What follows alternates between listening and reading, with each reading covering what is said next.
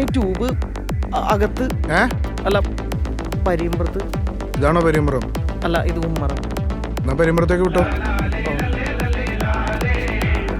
ഓ ചെല്ലടാ.